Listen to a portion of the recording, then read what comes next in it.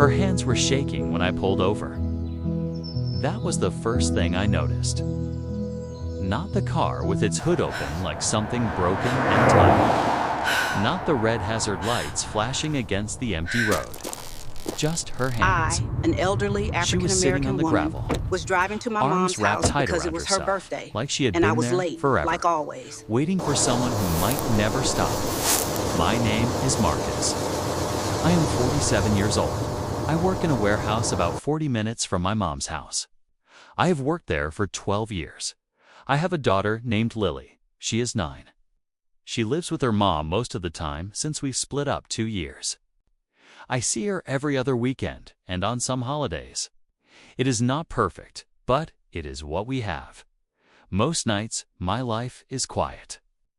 I come home to my small apartment, heat up something frozen, sit on the couch, and fall asleep with the TV on. Stopped expecting surprises a long time ago. Life felt settled, maybe too settled, like nothing new was ever going to happen. That night was different. I was driving to my mom's house because it was her birthday, and I was late, like always. The road out there has no streetlights. Darkness, open fields, and the sound of tires on asphalt. When I saw the blinking hazard lights up ahead, my first thought was to keep driving. It was late. Someone else would stop. A tow truck would come. It was not my problem. Then I saw her sitting outside the car. Her head was down, her shoulders were tight. Those shaking hands again. I slowed down before I could talk myself out of it. I pulled over and stepped out of my car. When I got closer, she lifted her head. For a second, my heart stopped. "Marcus," she said, her voice small and rough. "Is that really you?" It was Jessica. I had not seen her in 19 years. Not since high school ended and she moved away with her family. She used to live next door to my mom. We grew up together, rode bikes through every street, climbed the big oak tree in my mom's yard, and sat there for hours talking about nothing and everything. She had a laugh that made other people laugh too. She used to say she was never scared of anything. Now she looked scared. I just stood there, staring. At her hair was longer now, pulled back but loose around her face. Her face had changed with time, but her eyes were the same. The same eyes that used to dare me to race her to the end of the block. "Jessica," I finally said, "what happened? Are you okay?" She stood up slowly and brushed dirt off her jeans. "My car died," she said. "Right here." I tried calling for a tow truck, but no one is answering this late. She looked out at the dark fields. I didn't want to call him. She didn't have to explain who he was. The way she said it told me enough. "I can give you a ride," I said. "Where do you need to go?" She bit her lip and stared at the ground. "I don't want to go home tonight," she said. "Not yet." Then she looked straight at me. "Can I go to your place?" she asked. "Just for tonight. I need somewhere quiet." I should have asked questions. Why she didn't feel safe. Why her hands were shaking. But I didn't. I just nodded double quotes. "Yeah," I said. Of course. She grabbed her purse and got into my car. She pulled her jacket tighter around herself, even though the night wasn't that cold. I started driving. For a while, we didn't talk. "I can't believe it's you," she said softly. "Of all the people who could have stopped." "I can't believe you're back," I said. "When did you move home?" "About 6 months ago," she said. "My mom needed help after surgery. I came back with my son." She looked out the window. "I thought coming back would feel like home. It just feels complicated." I wanted to ask what she meant, but something in her voice made me let it go. When we reached my apartment, she didn't move right away. She just stared at the building like she was deciding something important. "You don't have to stay," I said. "I can take you anywhere." She shook her head. "No," she said. "I want to stay. I haven't felt safe in a long time." Inside, my place looked smaller than usual. Old couch, small kitchen. A few toys Lily had left behind. Nothing special. Just my life. Jessica sat on the couch and pulled her knees up to her chest. "Do you want some tea?" I asked. "I think I have." "Peppermint." "That sounds perfect," she said. I made the tea and brought her a sweater. She pulled it on and wrapped it tight around herself. When I handed her the mug, she held it with both hands like it mattered. "Thank you," she said, "for stopping, for not asking questions." "You can tell me whenever you're ready," I said. "Or not at all." She looked at me, really looked at me. "I'm glad it was you," she said. We sat there in quiet. Not awkward, comfortable. The kind of quiet that only happens with someone who knew you before life got messy. "I haven't felt this calm in years," she said quietly. Later, she fell asleep on the couch. I covered her with a blanket and stood there watching her breathe. 19 years apart. One dark road. And somehow, everything had changed.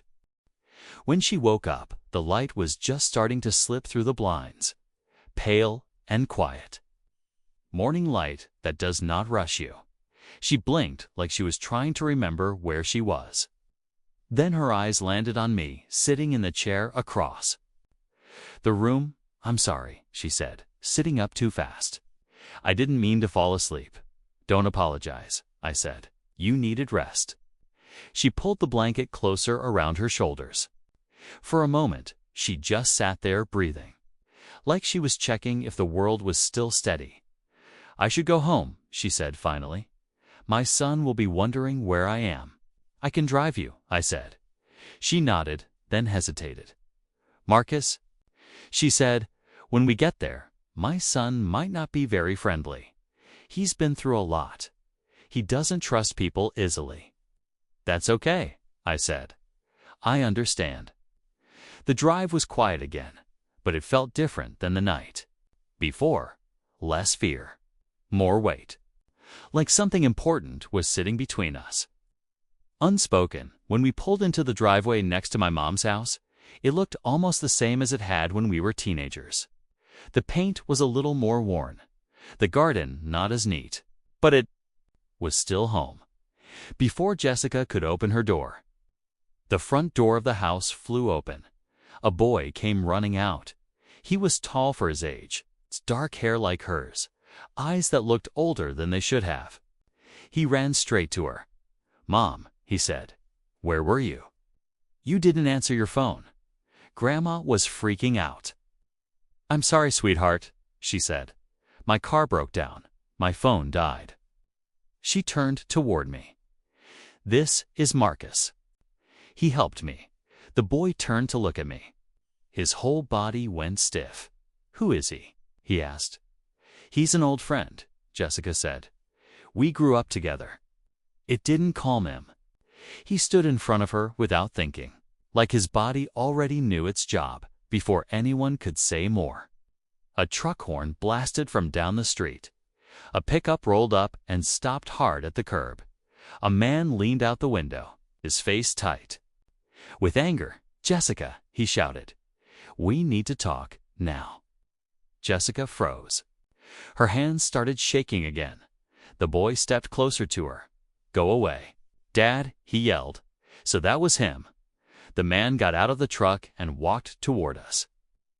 He looked clean and put together, but there was something sharp in his eyes.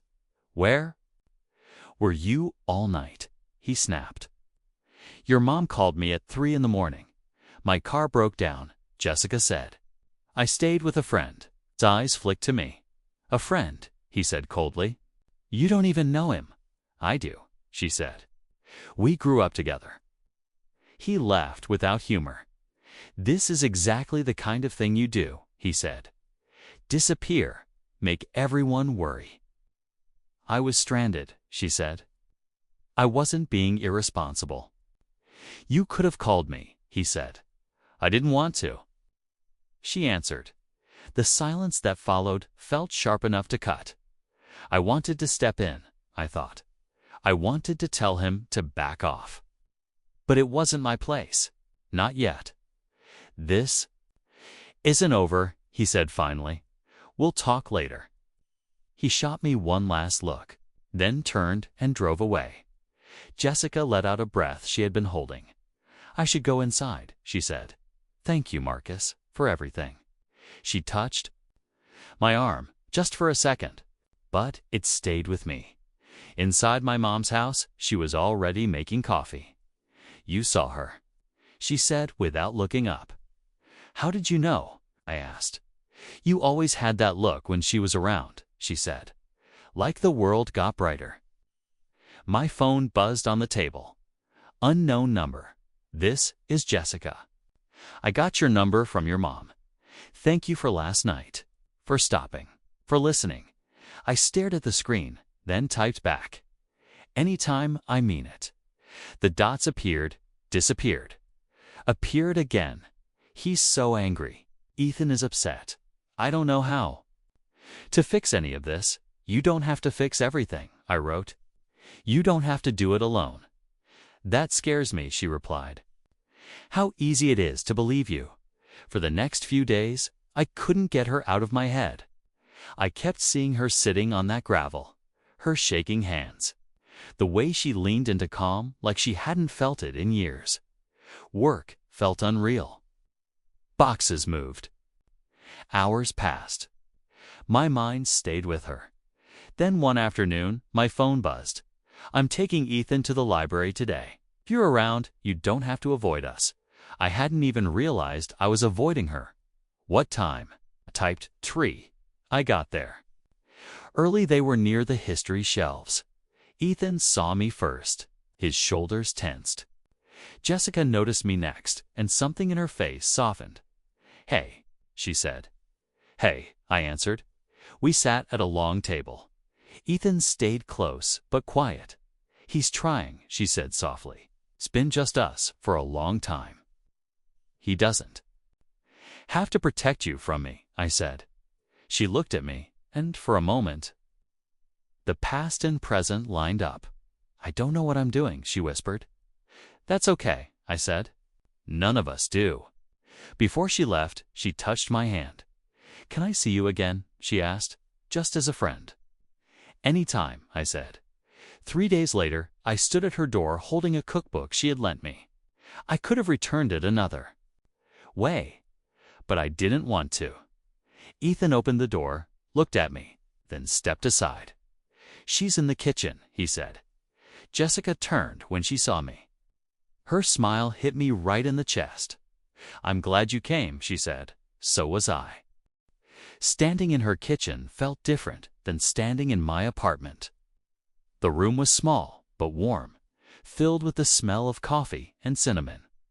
Sunlight came through the window and landed on the counter where Jessica stood, wearing jeans and an old shirt with a paint stain on the knee. Her hair was pulled up in a messy bun, loose strands falling around her face. She looked comfortable there, like this was a place she had fought hard to keep. I was starting to think you stole my book, she said. Holding up the cookbook. I thought about it. I said, but guilt got the better of me. She laughed, real and full, and for a second she sounded exactly like the girl who used to sit with me in the oak tree. That laugh did something to my chest.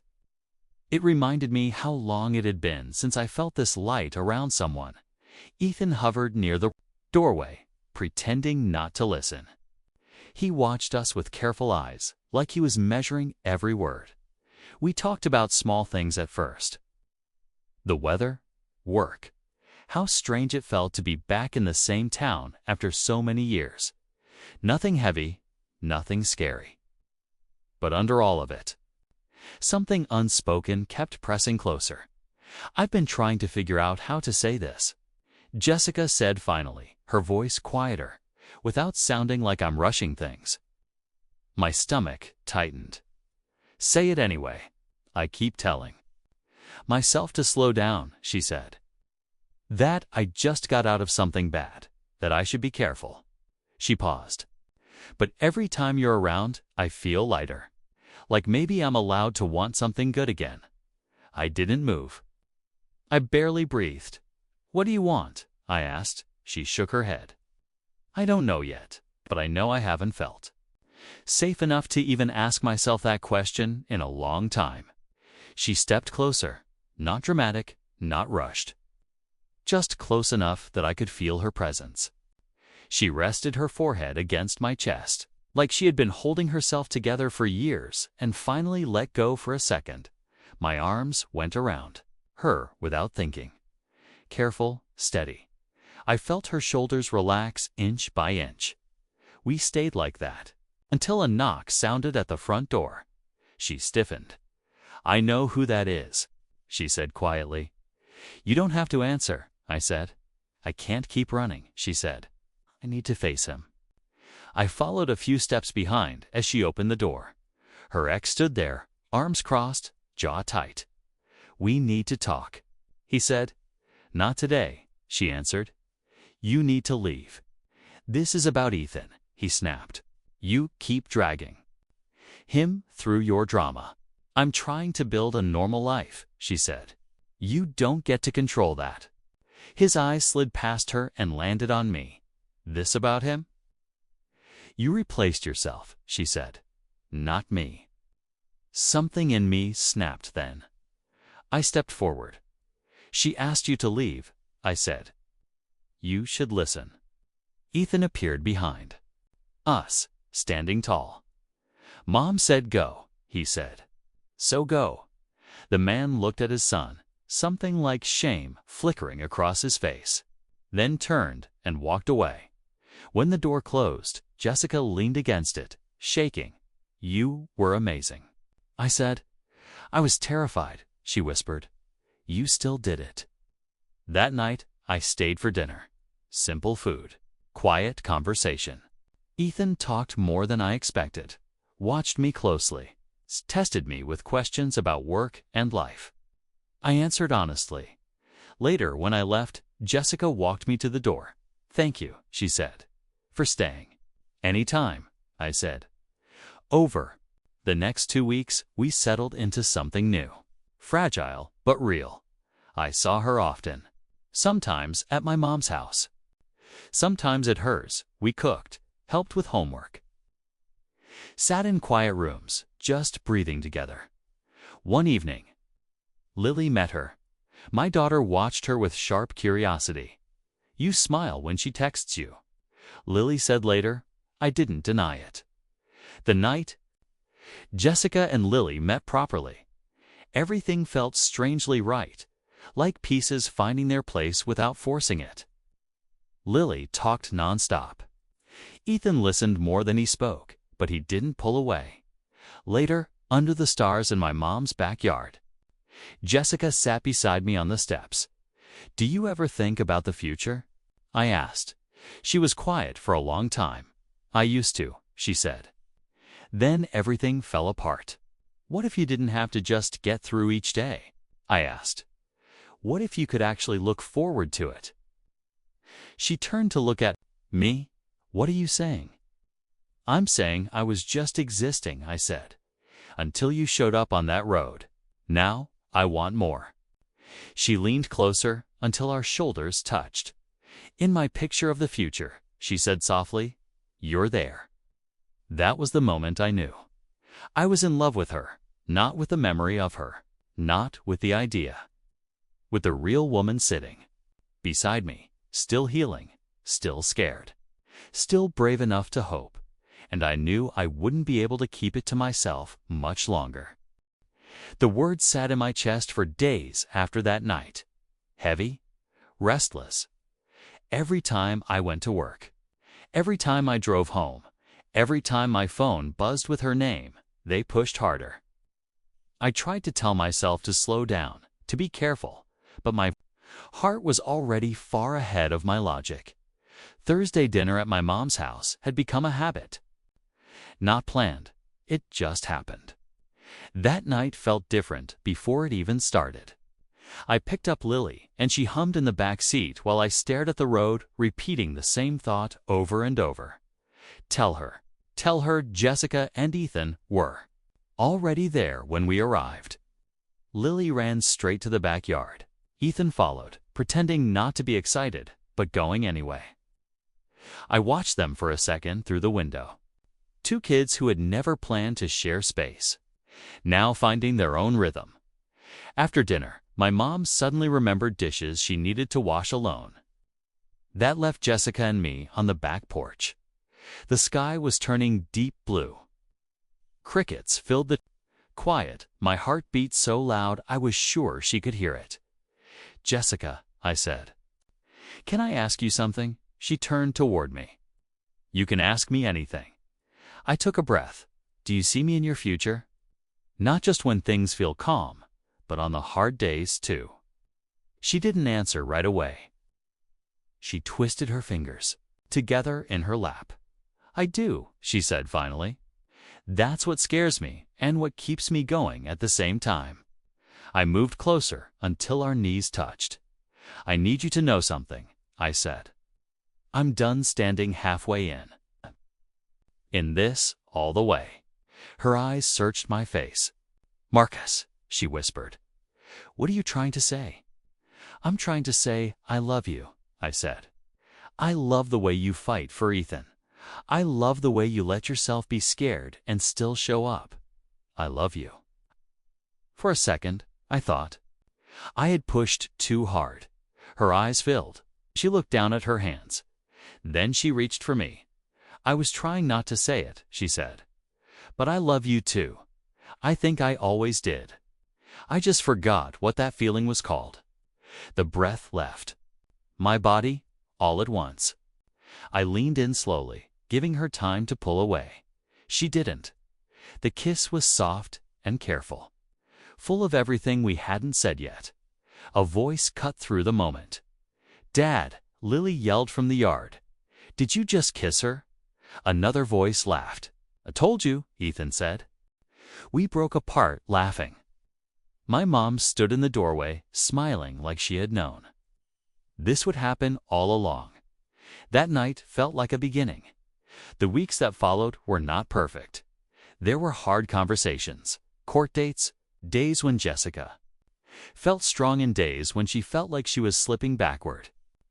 Days when Ethan shut down and didn't want to talk. We stayed. 3 months later, I bought a ring. It was simple. Small stone. Kay knew exactly where I wanted to ask her. My mom's backyard. Kay, under the oak tree. The same tree where we had sat as kids talking about leaving this town after dinner. I asked everyone to come outside. Fireflies blinked around us. The air was warm and still. Jessica was looking up at the branches when I took her hands. "Do you remember sitting up there?" I asked. She smiled. "We thought we were too big for this place." "I used to think that," I said. "Now I think we just had to leave and come back." Her eyes narrowed slightly. "Marcus." I dropped to one knee. "When I found you on that road," I said, "I thought it was just chance. But you didn't just come back into my life. You brought life back into it." Tears ran down her face. "You and Ethan and Lily," I said. "You feel like home. Will you marry me?" She nodded before she could speak. "Yes," she said. "Yes." I slid the ring onto her finger. The kids cheered. My mom cried. It felt unreal and solid at the same time. But life didn't suddenly become easy. There were still arguments, still healing, still fear. We just didn't face it alone anymore. And that made all the difference. The wedding was small. It's just family, a few close friends, and the oak tree watching over us like it always had. The same tree we climbed as kids. It's the same one that had seen us leave, come back, and somehow find our way to each other again. Jessica wore a simple white dress. Nothing fancy. Her hair was down, soft around her shoulders. She looked calm, not the nervous kind of calm. The kind that comes from knowing you are exactly where you are supposed to be. I wore the only suit I owned. Lily stood beside Jessica, holding her bouquet, beaming like this day belonged to her too. Ethan stood next to me, straight-backed and serious, like he was guarding something important. When it was time for vows, Jessica went first. "I spent a long time thinking I had missed my chance at happiness," she said. that I had stayed too long in the wrong place and trusted the wrong person. Then you stopped on that road. Her voice shook, but she didn't stop. You didn't try to fix me. You didn't ask for anything back. You just stayed. I promised to stay too. To build something honest and kind. Even on the hard days. I cleared my throat when it was my turn. I thought my life was done growing. I said, work, home, sleep, repeat. Then I saw you again, scared, but still trying. You reminded me that it's never too late to start over. I looked at her. Then at Ethan and Lily. I promised to show up, to listen, to stand with you in the storm and sit with you in the quiet. I promised to love you every day. When we kissed, it felt like the whole world had been guiding us there for years. At the small reception in the backyard, Ethan surprised everyone by standing up with a piece of paper in his hand. I didn't trust Marcus at first, he said. I thought he would leave, but he didn't. He stayed. He helped with homework. He stood up for my mom. He made her laugh again. He looked at me. Thank you for loving my mom. And me. I had to blink hard to keep my eyes clear. Then Lily stood up. I'm happy, she said, because now I have a big brother. And Jessica makes the best pancakes. Everyone laughed. Jessica wiped her eyes. My mom held her tissue like a victory flag. Later that night, after the guests were gone and the kids were asleep inside, Jessica and I sat on the porch steps under the stars. Do you ever think about that first night? I asked. All the time, she said. I was planning to leave that night, pack up, and disappear. What changed? I asked. You stopped, she said. You didn't have to, but you did. She rested her head on my shoulder, my arm around her, months after that night on the road, at midnight. I looked at my wife beside me and finally understood something. Love doesn't always arrive when life is neat and ready. Sometimes it shows up broken down on a dark road, with shaking hands and nowhere safe to go. You just have to be willing to stop.